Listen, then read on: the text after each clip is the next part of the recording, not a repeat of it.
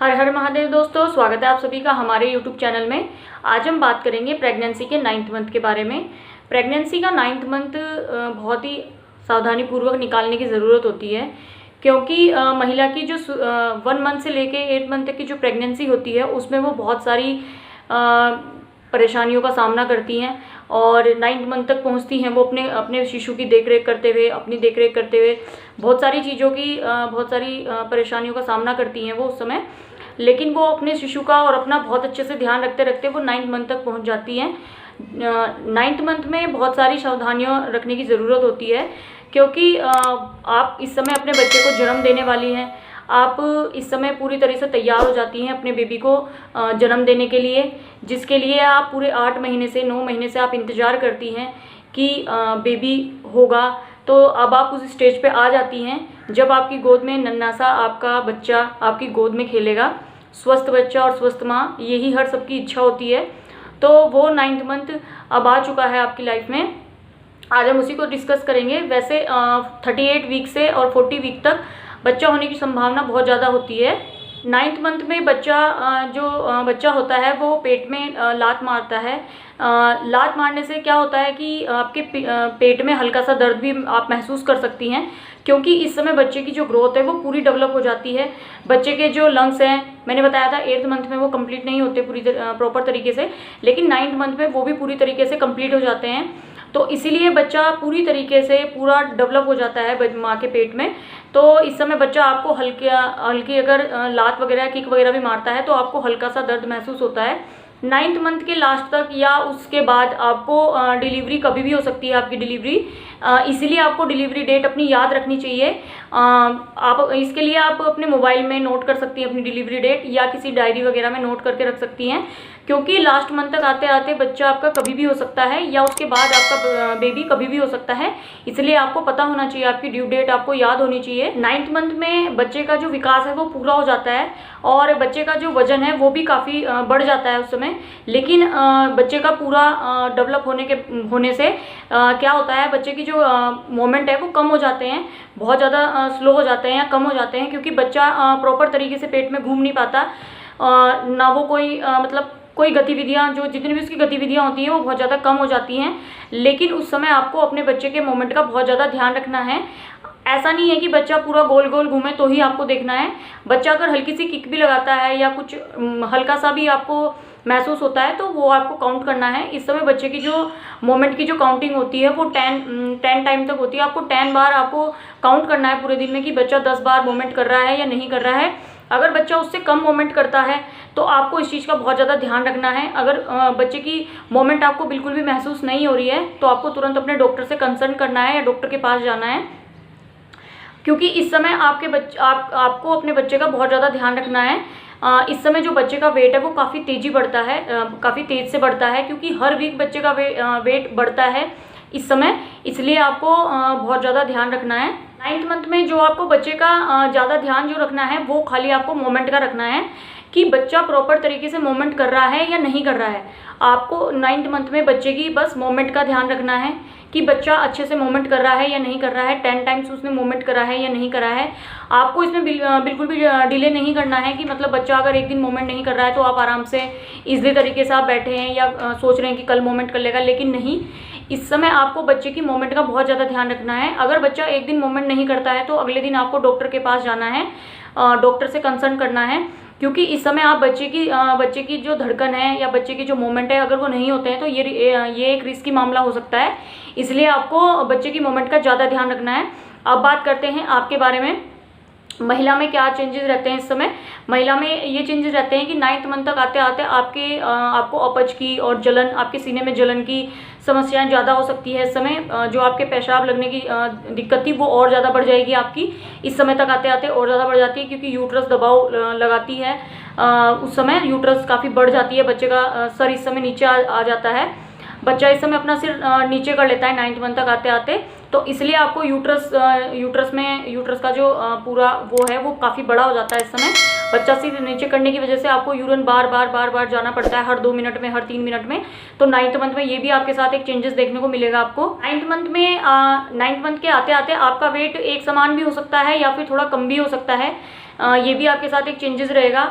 और 9th month में आपका जो बेबी बम्प है काफ़ी अच्छा बड़ा हो जाता है इस समय, और आपकी जो नाभि है वो बाहर की तरफ आ जाती है, और आपके पैरों में दर्द की समस्याएं ज़्यादा बढ़ जाती है इस समय तक आते आते। और ये सारी जो सिम्टम्स हैं ये सारे नॉर्मल हैं, ये सारे होते हैं 9th मंथ तक, क्योंकि बच्चा है जो पूरे तरीके से डेवलप हो जाता है इस समय। तो इस समय आपको इसलिए अपना और अपने बच्चे का बहुत ज़्यादा ध्यान रखना चाहिए इस समय तक। 9th मंथ में डॉक्टर आपको वीक में 1 बार या 2 बार बुलाती है, क्योंकि ये जो 9th मंथ होता है ये बहुत ज़्यादा सेंसिटिव होता है। डॉक्टर इस समय आपका एक अल्ट्रासाउंड भी करती है, उसमें बच्चे की ग्रोथ और डेवलपमेंट दिखती है, और आपको एक एक्यूरेट ड्यू डेट दी जाती है इस समय। इसलिए 9th मंथ में आपका एक अल्ट्रासाउंड भी होता है डॉक्टर द्वारा। अब मैं आपको बता देती हूँ कि आपको डॉक्टर के पास तुरंत कब जाना है, कि आपको मतलब कोई ऐसी कुछ पता चले आपको कि मतलब कि मेरे साथ जो हो रहा है वो नॉर्मल है या अबनॉर्मल है। तो ये चीज़ें मैं आपको बता देती हूँ। जब भी आपकी योनि से कोई सफ़ेद पानी या सफ़ेद डिस्चार्ज आपको लगे तो आपको तुरंत डॉक्टर के पास जाना है, या हल्की सी आपकी योनि से कोई ब्लीडिंग जैसा आपको पदार्थ निकले तो भी आपको डॉक्टर के पास जाना है, या आपका वाटर बैग आपका डिस्चार्ज हो जाए तो भी आपको डॉक्टर के पास जाना है तुरंत। अगर आपको हल्का सा कमर में दर्द हो या हल्का सा आपके नीचे दर्द हो तो ये आम बात है, इसमें कोई घबराने वाली कोई बात नहीं है। ये आपके नॉर्मल मतलब ये आपको संकेत देते हैं कि हाँ अब आपका डिलीवरी का टाइम थोड़ा नज़दीक आ गया है। लेकिन अगर आपको ज़्यादा पेन शुरू हो जाए तो आपको फिर तुरंत डॉक्टर के पास जाना है। अगर आपका 9th मंथ कंप्लीट हो गया है, उसके बाद भी आपको कोई पेन या कोई ऐसे सिम्टम्स नहीं दिखाई दे रहे हैं, इसके बावजूद भी आपको डॉक्टर के पास ज़रूर जाना है, क्योंकि कई बार ऐसा होता है कि हमें कोई ऐसे संकेत नहीं मिलते कि हमारी डिलीवरी होगी या अभी नहीं होगी या बाद में होगी। तो आपको ये रिस्क बिल्कुल भी नहीं लेना है अपने 9th मंथ के लास्ट में। अगर आपको ऐसे कोई सिम्टम्स नहीं होते हैं उसके बावजूद भी आपको डॉक्टर के पास जाना है, डॉक्टर से कंसल्ट करना है। फिर उसके बाद जो भी आपको डॉक्टर चीज़ें बताएगी वो आपको अपने अकॉर्डिंग देखनी है आपको। तो इसलिए आपको डॉक्टर के संपर्क में ज़्यादा रहना है। अगर इस दौरान आपको जुकाम, बुखार या फिर कोई और चीज़ हो जाए या कोई और सिम्टम्स आपको लगे तो आपको डॉक्टर के पास जाना है। उस समय आपको इसमें लापरवाही बिल्कुल भी नहीं करनी है अपने लास्ट मंथ में। ऐसा कोई सिम्टम्स अगर आपको दिखाई दे, फीवर जैसा या जुकाम जैसा या फिर कोई और तकलीफ आपको लगे तो उसके तुरंत बाद आपको डॉक्टर के पास जरूर जाना है। 9th मंथ में आपका शुगर लेवल भी चेक किया जाता है, क्योंकि 9th मंथ के लास्ट में शुगर अगर बढ़ जाता है तो बहुत ज़्यादा दिक्कतों का सामना करना पड़ जाता है। इसलिए लास्ट मंथ के एंड में आपका डॉक्टर शुगर लेवल भी चेक करती है, क्योंकि ये बहुत ज़्यादा खतरनाक हो सकता है अगर शुगर बढ़ जाता है तो। और जो वर्किंग वूमेन है अगर वो जॉब पे जा रही हैं अभी भी, तो उनको 9th मंथ में अपनी मदरली लीव ले लेनी चाहिए, क्योंकि आपको इस समय रेस्ट की भी बहुत ज़्यादा ज़रूरत होती है। तो इसलिए अगर आप जॉब कर रही हैं, अगर आप वर्किंग वूमेन हैं तो इस समय 9th मंथ में आपको अपनी छुट्टी ले लेनी चाहिए, आपको अपनी लीव ले लेनी चाहिए इस समय, क्योंकि आपको इस समय बहुत ज़्यादा रेस्ट की भी ज़रूरत होती है।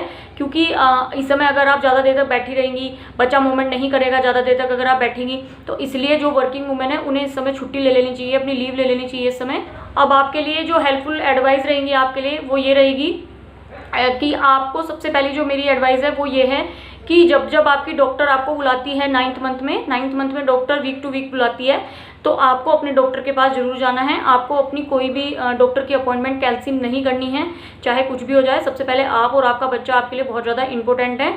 दूसरी जो मेन एडवाइस रहेगी वो आपकी मेडिसिन रहेगी। आपको अपनी मेडिसिन जो भी आपकी डॉक्टर ने आपको मेडिसिन एडवाइस की हुई है, जो भी आपकी डॉक्टर ने आपको मेडिसिन वगैरह दी हुई है, कैल्शियम, आयरन, विटामिन या जोन सी भी दी हुई है, वो सारी मेडिसिन आपको टाइम टू टाइम लेनी है। इस समय आप कोई भी रिस्क नहीं ले सकती। तीसरा जो रहेगा मेरी जो एडवाइस आपको रहेगी वो रहेगी पानी की। इस समय आप अपने पानी लिक्विड फॉर्म में ज़्यादा रखें आप। उसके लिए आप जूस, नारियल पानी या फिर पानी कम से कम 6 से 10 गिलास आपको पानी पीना ज़रूर है, क्योंकि लास्ट मंथ तक आते आते आपको पानी की कमी भी बहुत ज़्यादा बता देती है डॉक्टर। तो उस समय फिर डिलीवरी में बहुत ज़्यादा दिक्कतों का सामना करना पड़ सकता है आपको, तो ये भी आपको ध्यान रखना है। चौथी चीज़ ये है कि आपको बाहर का खाना बिल्कुल नहीं खाना है अभी, क्योंकि इस समय जलन, अपच और कब्ज़ की शिकायत ज़्यादा हो जाती है। तो इसलिए आपको उस समय बाहर का खाना बिल्कुल अवॉइड करना है। जंक फूड वगैरह बिल्कुल नहीं खाने हैं आपको कोल्ड ड्रिंक वगैरह ये सारी चीज़ें आपको बिल्कुल नहीं खानी है। आपको घर का फ्रेश ताज़ा खाना खाना है, घर का ही फ्रेश जूस आपको निकाल के पीना है। इन चीज़ों का आपको ध्यान रखना है। इसके अलावा आपको अपने बेबी के मोमेंट का ध्यान रखना है। मोमेंट के लिए मैंने आपको बताया अभी कि आपको 10 टाइम्स काउंट करना है पूरे दिन में अपने बेबी के मोमेंट को। ऐसा नहीं है कि बच्चा गोल गोल घूमे तो ही आपको काउंट करना है। बच्चा अगर हल्की सी किक भी लगाता है ना, वो भी आपको काउंट करनी है। हल्के से हाथ पैर भी चलाता है तो वो भी आपको काउंट करना है। इसके लिए आप एक काम कर सकती हैं, अगर बच्चा मोमेंट नहीं करता है तो आप खाना खाने के बाद हल्की सी कोई स्वीट वगैरह, स्वीट गुड़ या फिर कुछ भी लेके आप उसको खा के उल्टे हाथ की करवट की तरफ आप लेट जाएं। फिर वेट कीजिए, बच्चा उस समय डेफिनेटली आपको किक या कुछ भी हल्का सा मोमेंट आपको ज़रूर महसूस होगा उस समय। तो इस चीज़ का आपको ध्यान रखना है। अगर आप एक्सरसाइज लास्ट मंथ में अगर आपने अपनी एक्सरसाइज छोड़ दी है तो उसको बिल्कुल भी ना छोड़ें। लास्ट मंथ में आप एक्सरसाइज ज़रूर करें। अगर आपने वैसे तो मैंने आपके लिए बताया था कि आपको एक्सरसाइज करनी चाहिए। अगर आपने अभी एक्सरसाइज छोड़ दी है तो आप उसको दोबारा शुरू करें। आपको एक्सरसाइज ज़रूर करनी है इस समय। एक्सरसाइज बिल्कुल भी नहीं छोड़नी है आपको। वॉक जरूर करनी है। वॉक करने से आपके नीचे की मांसपेशियों में रिलीफ मिलेगा, रीढ़ की हड्डी के दर्द में आपको आराम मिलेगा और आपकी डिलीवरी के टाइम के जो पेन होंगे वो आपको इतने नहीं होंगे, वो कम, आपको इतना दर्द नहीं होगा उस समय। इसलिए आपको अपनी एक्सरसाइज पे पूरा ध्यान देना है। आपको अपनी एक्सरसाइज बिल्कुल नहीं छोड़नी है। अगर आप एक्सरसाइज करते हुए आपका सांस फूलने लग जाए या आप थक जाए तो आप थोड़ी देर आराम कर लीजिए, उसके बाद आप दोबारा शुरू कर लें। लेकिन ऐसा नहीं है कि आपको बिल्कुल भी नहीं करनी है, आपको अपनी एक्सरसाइज जरूर करनी है। दूसरा, आपको वॉक करनी है। वॉक आप अपनी बढ़ा सकती हैं अब, क्योंकि आप अपने 9th मंथ में आ चुकी हैं, तो इसलिए आप अपनी वॉक बढ़ा दें। और एक पानी की बोतल अपने साथ हमेशा रखें। अगर आप बाहर जा रही हैं तो पानी की बोतल अपने साथ जरूर रखें। बिना पानी की बोतल लिए आप बाहर बिल्कुल ना जाएं। ये हेल्पफुल एडवाइस है मेरी आपके लिए। आप 9th मंथ में एक बार में ज़्यादा बिल्कुल ना खाएं, क्योंकि अगर आप ज़्यादा खा लेंगे तो आपको उसे पचाने में बहुत ज़्यादा टाइम लग जाएगा, जिससे आपको बहुत ज़्यादा दिक्कत होगी। इसलिए आप थोड़ी थोड़ी क्वांटिटी में थोड़ा थोड़ा खा लें। पूरे दिन में आप अपने खाने को 5 से 6 बार डिवाइड कर लें उसको, तो थोड़ा थोड़ा करके खाएं। एक बार में ज़्यादा बिल्कुल ना खाएं। और बाहर का खाना बिल्कुल ना खाएं आप, क्योंकि बाहर का खाना अभी आपके लिए बिल्कुल भी सही नहीं है। क्योंकि जो 9th मंथ का जो हमारा महीना होता है वो बहुत ज़्यादा सावधानी वाला और बहुत ज़्यादा केयरिंग वाला होता है। इसलिए आपको हरी सब्जियाँ, पानी, ये सारी चीज़ें आपको ज़्यादा से ज़्यादा खानी है। बाहर का खाना बिल्कुल नहीं खाना है आपको। कैल्शियम वाली चीज़ें खाएं, ज़्यादा से ज़्यादा कैल्शियम वाली चीज़ें खाएं, क्योंकि कैल्शियम वाली चीज़ें खाने से आपके स्तनपान में दूध बनेगा बच्चे के लिए, जिसको आप आफ्टर डिलीवरी आप अपने बच्चे को फीड कराएंगी। इसलिए कैल्शियम वाली चीज़ें भी खूब सारी खाएं आप। और अपना ज़्यादा से ज़्यादा ध्यान रखना है। ढीले ढाले कपड़े पहन के रखना है आपको। साफ़ सफाई, अपने आसपास साफ़ सफाई का ज़्यादा ध्यान रखना है। आपको किसी भी इन्फेक्शन से दूर रहना है बिल्कुल। इसलिए आपको ज़्यादा से ज़्यादा इस समय अपना ध्यान रखना है, क्योंकि अब आप अपने बच्चे की डिलीवरी के टाइम पर पहुँच चुकी हैं। तो इसलिए ये आपके लिए बहुत ही सावधानीपूर्वक टाइम है। तो चलिए अब वीडियो का एंड करते हैं। अगर आपको वीडियो अच्छी लगी हो तो वीडियो को लाइक करें और चैनल को सब्सक्राइब करें और अपना ज़्यादा ध्यान रखें। अगर आपको कोई भी प्रॉब्लम हो या कोई भी दिक्कत हो, आपको जो मैंने सिम्टम्स बताए हैं डिलीवरी के, अगर आपको उनमें से कोई भी चीज़ दिखे या कोई भी ऐसा सिम्टम्स दिखे तो आपको तुरंत अपने डॉक्टर के पास जाना है। उसमें कोई भी लापरवाही आपको बिल्कुल भी नहीं करनी है। चलिए ठीक है, अगर वीडियो अच्छी लगी हो तो वीडियो को लाइक करना, चैनल को सब्सक्राइब जरूर करना और वीडियो को ज़्यादा से ज़्यादा शेयर करना और अपना ध्यान रखना। Thank you.